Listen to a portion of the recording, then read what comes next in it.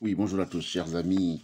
Je vais faire une vidéo, reprendre une vidéo que SOS Casamance, M. Silla a bien voulu poster sur la page Facebook, mais que je n'ai pas pu exploiter autrement puisque je voulais le reprendre dans ma chaîne YouTube. Le mouvement fédéraliste panafricain m'a sollicité pour faire un discours lors de la grande marche pour l'Afrique le samedi 27 mai, le samedi 27 mai 2023 à Paris, de la place de Clichy à la place Stalingrad. Il y aura des déclarations conjointes. L'idée, c'est de marcher pour une convergence des luttes pour le peuple et le continent africain, une union politique des États pour une Afrique plus forte et souveraine. C'était un grand moment et j'ai pu prononcer à la place Stalingrad un discours pour l'Afrique, pour nos jeunes générations. Je me suis inspiré des différents ouvrages que je vous montre ici, de différents ouvrages qui pourraient aussi vous servir, puisque effectivement mon travail consiste aussi à vous montrer certains ouvrages qui sont importants, qu'il faut connaître. L'Afrique dans le temps du monde, Penser l'Afrique aujourd'hui, L'invention de l'Afrique avec le grand Valentin Yves Moudimbe, Oser la tradition dans la modernité, Chronique d'une jeunesse africaine, Moussa Konaté, L'Afrique noire est-elle maudite? La parole d'un homme sage Malinké, Les conflits armés et le développement durable, L'homme est un remède pour l'homme, La construction de la nation en Afrique, mon ami le professeur Babacar Diop qui était à Paris au mois de mai et nous avons pu faire une conférence dédicace sur son ouvrage La vocation de servir, où il parle effectivement de cette Afrique-là qui doit se reconstruire avec l'idée du Guéléwar, le désastre sénégalais, avec mon ami Agibou qui aussi a produit un excellent ouvrage. Différents ouvrages ont été produits et qui sont de très belles factures. Maintenant, je vous propose effectivement, chers amis, mon propos lors de cette manifestation. Vraiment beaucoup d'attention. Il est temps que l'Afrique pense à l'Afrique et il faut donner à l'avenir son innocence. C'est le titre de mon propos. Le mouvement fédéraliste panafricain s'active pour la réalisation des États-Unis d'Afrique. Avec son slogan, l'Afrique doit s'unir maintenant ou jamais. 60 ans, une belle année. Mais si on regarde en arrière, que peut-on voir et dire ou espérer en faisant par nous-mêmes, nous tous du continent noir et de tous ceux qui pensent et vivent le panafricanisme, fédérateur de toutes les forces vives et créatrices. Un anniversaire est une occasion de faire un bilan pour mesurer tous les moments de l'évolution. Si nos prédécesseurs ont initié cette grande organisation de l'unité africaine, ils ne seraient pas contents de l'évolution et de l'état actuel du continent, tiraillé par les autres, et pourtant, ils nous avaient donné des outils et des clés. Les avons-nous oubliés? Les avons-nous perdus? Avons-nous honte de les utiliser, de les brandir? S'il y a des progrès, il faut avouer que nous avons aussi plus régressé. Et je vous dirai comment. Il faut avoir un regard critique pour construire cette Afrique ambitieuse avec une forte proportion de potentialités humaines et de ressources insoupçonnées. L'Afrique est un continent riche. Certaines régions sont ce qu'on appelle des accidents géographiques, tellement le sous-sol est riche. La RDC et d'autres pays en témoignent. Et le film Black Panthers a montré au monde cette utopie réelle, ce qui a donné à notre jeunesse une certaine fierté. Mais il faut plus. Quand je pense aux violences, aux guerres depuis des années, où les femmes sont violées, le sexe comme arme de guerre et le silence qui plane quand les autres se liguent pour combattre, en ce moment, et suivez mon regard, ensemble et récupérer les moyens de la paix. Cette paix qui est la condition sine qua non. Pourquoi l'Afrique ne peut pas venir à cette paix? Dites-moi pourquoi. Et pourtant, nos traditions nous enseignent. Sommes-nous aveuglés ou sourds Fanon doit être mal dans sa tombe, ainsi que les autres géants, mais passons. Tous ces grands leaders qui avaient compris que nous devions donner notre part dans la mondialisation se retournent dans leur tombe et s'étonnent de notre incapacité à agir dans la conquête ou l'installation de notre souveraineté. Il y a tellement de mots qui nous assaillent et que nous voyons sans être capables de les corriger, au point que nous sommes risibles et quémandeurs. Lumumba, le panafricain. Fondateur en 1958 du mouvement national congolais MNC, d'inspiration socialiste et panafricaniste, Patrice Lumumba devient Premier ministre du Congo le 23 juin 1960. Partisan d'une indépendance sans concession, accusé de communisme, il représente rapidement un obstacle pour les Occidentaux et les intérêts miniers. Notre destin nous échappe et est contrôlé par l'extérieur. Nous sommes formatés pour répondre avec nos ressources aux besoins des autres qui nous exploitent et torpillent nos économies, ce qui crée une dépendance asservissante. Je rappelle tout simplement que dans chaque portable que vous avez, il y a une part de l'Afrique. Dans chaque smartphone, il y a une part de l'Afrique, que vous le sachiez ou que vous l'ignorez. La jeunesse ici et là dit non.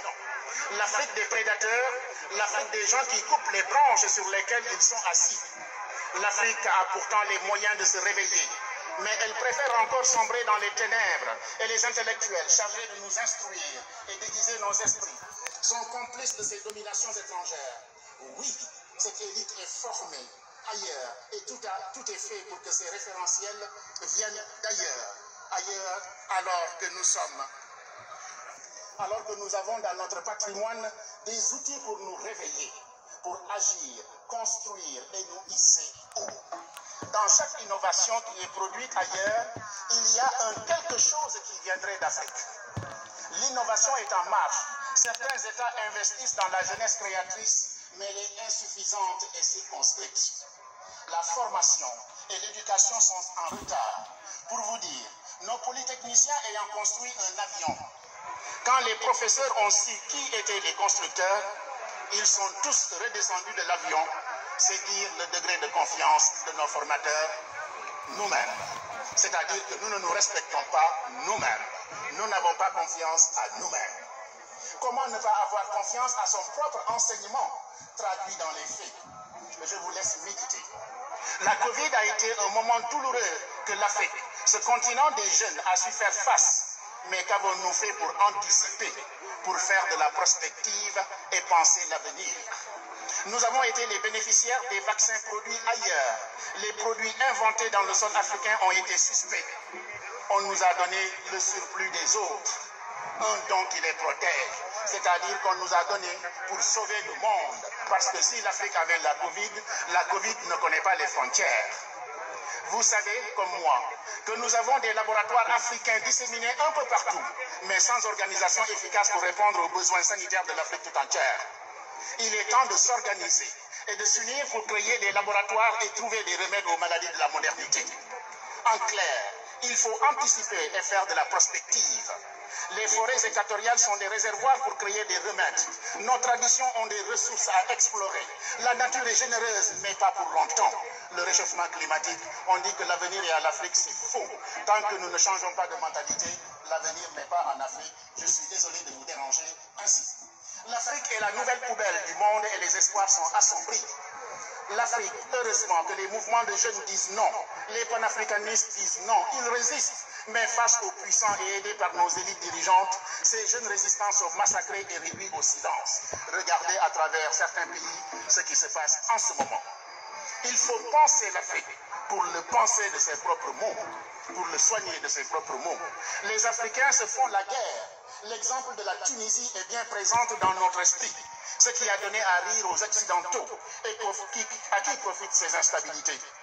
Quand les Tunisiens veulent dire que la Tunisie appartient à la Tunisie, alors que la Tunisie est membre entière du continent africain. Quand l'Afrique veut se distinguer de l'Afrique par l'ethnie, par la couleur, par d'autres signes singuliers, ce qu'on appelle en philosophie des accidents, demande le niveau de conscience ou d'aliénation ou de manipulation. Si nous ne commençons pas à lutter et prévenir les conflits, nous serons dans l'incapacité de créer et d'avoir une souveraineté soutenue et dynamique et créatrice. L'Afrique peut s'en sortir. Il faut éduquer, instruire pour éveiller les masses. Il faut chercher dans nos traditions, coutumes et modes de vie ce qui pourrait nous aider. Il faut mixer la tradition et la modernité. Je pense aux idées de certains Souleymane Baal, à la charte du Mandé pour la préservation de la paix et de l'environnement. Éduquer tout le monde et inciter au bout de l'effort. La construction du citoyen nouveau, responsable et conscient que sa présence en Afrique doit le servir et servir l'ensemble et non pas se servir. Il nous faudra lutter contre les pratiques barbares, injustes comme la sorcellerie, les sacrifices humains, la corruption et envisager toute relation sur la base du respect et de l'égalité. Les choses bougent avec le retour de nos objets d'art volés et qui inondent les musées du monde, mais ce sont des signes tout simplement. Des pays africains s'organisent et s'assoient à la table des grands pour négocier. Il y a du travail. Et quand je pense à Ahmed Sékou Touré, à Thomas Sankara, à Kadhafi, on se dit qu'ils avaient une vision incomprise. Si nous relisons Fanon et les autres, nous comprendrons que l'urgence est là. L'Afrique doit parler à l'Afrique et l'Afrique doit comprendre qu'elle est dans le monde et tout acte ici aura des retentissements ailleurs, comme l'effet papillon et la Covid qui vient de nous le démontrer. Rien ne se fera dans l'insécurité. Il nous faudra travailler à la paix pour construire cette grande Afrique que nous espérons de toutes nos forces. Les ressources humaines sont là avec une jeunesse qui attend, mais aussi qui prend des risques et qui entreprend souvent sans moyens, sans guidage. Comme dit IBC Sika de M. Bachi, qui œuvre dans l'économie sociale et solidaire, l'Afrique sera en marche pour une Afrique meilleure, et je dis bien meilleure. Tout le monde semble d'accord. Tout le monde semble d'accord sur le fait que le salut de l'Afrique réside dans son unité ou son unification. Il est vrai que les Africains ont du mal à déterminer une ligne politique directrice, sobre du renouveau au plan continental, comme le disait le professeur Yao de l'Université de Côte d'Ivoire, dans son ouvrage qui s'intitule « Oser la tradition dans la modernité ». Se battre seul est voué à l'échec, d'où la nécessité de s'unir, de s'organiser autour de l'essentiel pour parler un langage commun et fort aux interlocuteurs étrangers. Mais pour cela, il faut créer un citoyen conscient et conséquent qui soutiendra cette dynamique du renouveau. Barack Obama, lors de son séjour au Ghana, avait déclaré en substance que l'Afrique n'a pas besoin d'hommes forts, on en a plein, mais d'institutions fortes. C'est une bonne formule qui dit à nos États où en sont nos États, sans pointer une grande valeur qui nous fait défaut, celle de l'intérêt général, du bien commun. Et pourtant, nos traditions et patrimoines culturels, nous les avons. C'était notre socle. La solidarité, le sens du partage, le souci de l'autre, l'hospitalité, bref, une vie communautaire partagée dans le respect des normes. Pourquoi aujourd'hui il est difficile à l'Afrique de s'unir pour créer une force? Dites-moi pourquoi. Cette force sera ce qui nous permettra d'avoir le droit d'ingérence, comme le disait Kouchner, pour saper toute velléité de désordre et de conflits récurrents. L'Afrique est dans le temps du monde, comme le dit le professeur Djibril Samb, et Cheikh Anta Diop qui disait « L'Afrique découvre l'ampleur réelle de ses emprunts. Il découvre la plus générale de ses montres. Il peut maintenant se définir de façon positive à partir de critères indigènes non imaginés, mais réels. Il y a une nouvelle conscience de ses valeurs et peut maintenant se définir de façon positive à partir de critères indigènes non imaginés, mais réels. Il a une nouvelle conscience de ses valeurs et peut définir maintenant sa mission culturelle. Non passionnément, mais dans une façon objective, car il voit mieux les valeurs qu'il est plus apte, compte tenu de son état d'évolution, à développer, à apporter aux autres. C'est Cheikh Anta Diop qui le disait. Oui, nous voulons vite une Afrique qui parle à l'Afrique et donner à l'avenir son innocence, comme le disait le professeur Ramatoulaye Diagne Beng, et construire notre continent sur des bases solides autour de l'essentiel. La guerre, l'insécurité sont des freins à notre émancipation libératrice. La famine ne favorise pas l'action bonne et juste. Il nous faut repenser pour penser notre continent si riche et si divers. Je vais terminer. Pour terminer, convoquons ces mots puissants du jeune philosophe et maire de la deuxième ville du Sénégal, le professeur Babacar Diop, dans son dernier ouvrage, La vocation de servir. Il dit ceci. Il nous faut sortir de notre indolence intellectuelle afin de créer des concepts nouveaux à partir des réalités concrètes africaines. Nous devons promouvoir des façons de penser innovantes, révolutionnaires et à partir de là, la reconstruction de répertoires et de l'émancipation sociale. Il faut aussi le faire en partant de la pluralité des savoirs et des conceptions distinctes de la dignité humaine afin d'imaginer une société alternative. Les sociétés humaines n'ont pas les mêmes réalités et les mêmes trajectoires historiques. C'est la raison pour laquelle nous devons oser créer nos réalités concrètes, c'est-à-dire bâtir à partir des vertus africaines conformes à la personnalité africaine. Babacar nous parle de Guéléwar, qui est une vertu et un comportement digne. Il invite à éduquer le citoyen maître de son destin et de son avenir. En ce sens, dira-t-il, Patrice Lumumba, le Guéloir immaculé sorti des fleuves Congo, parle depuis des décennies à notre jeunesse patriotique et héroïque dans un testament la postérité suivante. Sans dignité, il n'y a pas de liberté. Et sans indépendance, il n'y a pas d'homme libre. Je vais bientôt terminer. Soyons en route et marchons pour une convergence des luttes pour le peuple et le continent africain. Une union politique des États pour une Afrique plus forte et souveraine. Le professeur Souleymane Bachir Diagne, que vous connaissez sans doute, qui est l'un des 20 grands penseurs du monde, nous dit ceci. Et je voulais terminer par cela, parce que c'est un prospectiviste, c'est quelqu'un qui nous pense, c'est quelqu'un qui nous donne des outils pour que nous apprenions à avancer. Il dit que ce qui caractérise le temps africain, c'était le rapport au passé et la tradition. Comme Sarkozy le disait, l'Afrique n'est pas entrée dans l'histoire. Vous avez tous entendu le discours de Dakar, alors que Sarkozy ne connaît rien de l'Afrique. Il dit, le professeur dit, quand vous êtes en face d'une montagne, la montagne est un obstacle certes, mais vous devez vous poser la question, quelles sont les ressources dont je dispose pour intégrer la montagne et aller de l'avant? Et c'est cela que l'Afrique doit affronter ici et maintenant. Barack Obama l'a dit, nous n'avons pas de problème de ressources humaines. Nous avons un problème d'organisation, de stratégie, d'union, de réunion. Nous sommes puissants. Les jeunes Africains sont puissants, mais pas aidés ni organisés. Je voudrais tout simplement vous dire merci au mouvement fédéraliste panafricain et ses partenaires pour cette occasion.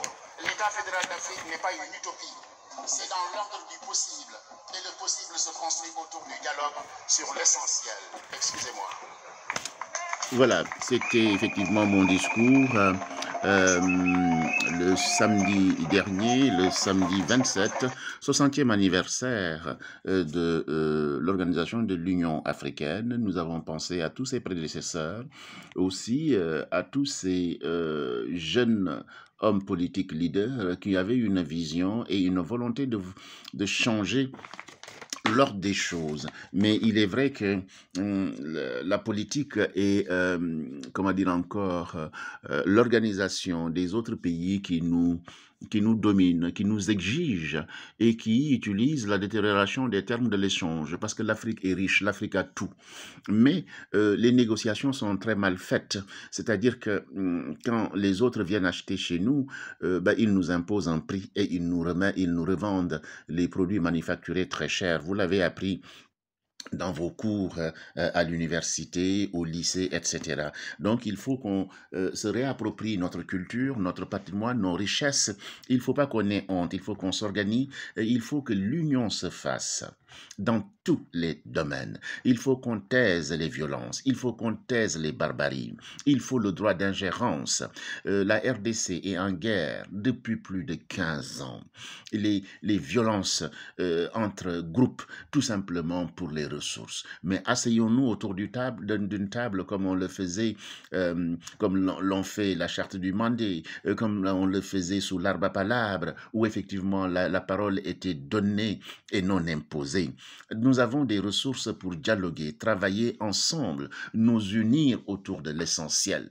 Mais on nous incite à nous battre entre nous, on nous aliène, on prend des concepts d'ailleurs qu'on essaye de coller chez nous. Le docteur Chérif Salif Si nous l'apprend toujours que, comment dire, le capitalisme est une civilisation. Et donc, il faut combattre ce capitalisme-là parce qu'il nous impose des modes de pensée, des modes d'agir qui n'ont rien à voir avec nos traditions, nos coutumes. Nous ne devons pas nous enfermer, nous devons les accueillir, nous ouvrir, mais nous ne devons pas tout éradiquer pour leur donner toute la place. Il y a un effort à faire de conjuguer nos traditions, nos coutumes, nos manières de faire avec effectivement la modernité, toutes les modernités, tous les apports, d'où qu'ils puissent venir, et ça c'est extrêmement important, et je vous invite à lire. Si je vous ai présenté beaucoup d'ouvrages là, ce n'est pas pour montrer ma bibliothèque, c'est tout simplement pour vous dire que des choses ont été dites, des choses ont été écrites. Le problème que nous avons, c'est la capacité que nous avons à transformer ces idées en action organisée, et c'est surtout les violences, les guerres qui nous assaillent, cette volonté effectivement qu'ont certains chefs d'État à rester au pouvoir le plus longtemps, comme si ils étaient les seuls capables à régler les problèmes, etc.